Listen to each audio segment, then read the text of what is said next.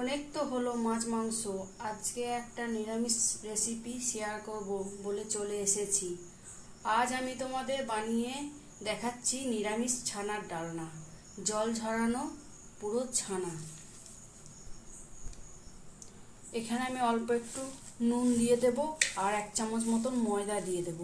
এটা হচ্ছে 1 চামচ ময়দা, অল্প নুন, ভালো করে মেখে নেব। গ্যাসের ওপরে আমি কড়াই বসিয়ে দিয়েছি, তার মধ্যে আমি সরষের তেল দিয়ে দেব। দেখো ছানাটা আমার খুব সুন্দর মাখা হয়ে গেছে। এবার আমি হাতে করে গোল গোল গোল গোল করে বড়া আকারে তেলে ছেড়ে দেব।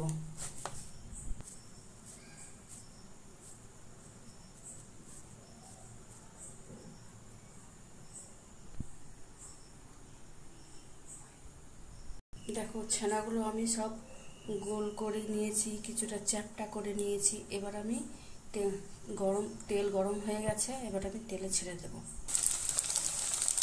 এক পিঠ ভাজা হচ্ছে, এবার আমি উল্টিয়ে দেবো একবার। এক পিঠ উল্টানো হয়ে গেছে, এরপরে আমি বড়াগুলোকে তুলে নেব। দেখো বড়াগুলো লাল লাল করে ভাজা হয়ে গেছে। এবার কড়াইয়ে আলুটাকে ভেজে নেব। অল্প একটু নুন দিয়ে আলুটাকে ভেজে নেব। আলুটা ভাজা হয়ে গেছে, তুলে দিচ্ছি। এই তেলেই আবার 5 ফোড়ন, 2 তেজপাতা আর 2 শুকনো লঙ্কা, কাঁচা লঙ্কা দিয়ে দিচ্ছি। একটা টমেটো কুচি দিয়ে দিলাম। অল্প একটু নুন দিলাম যাতে টমেটোটা গলে যায় তাড়াতাড়ি। এখানে আছে আদা, জিরে আর টমেটো একসাথে পেস্ট করে নিয়েছি। 1 চামচ ধনে গুঁড়ো দিয়ে দিলাম, 1 চামচ হলুদ গুঁড়ো দিয়ে দিলাম, লঙ্কা গুঁড়ো। ভেজে রাখা আলুগুলো মশলার মধ্যে দিয়ে দিচ্ছি, আর একবার কষিয়ে দিচ্ছি। জল ঢেলে দিলাম। এই 5-10 মিনিট ফুটতে দেব।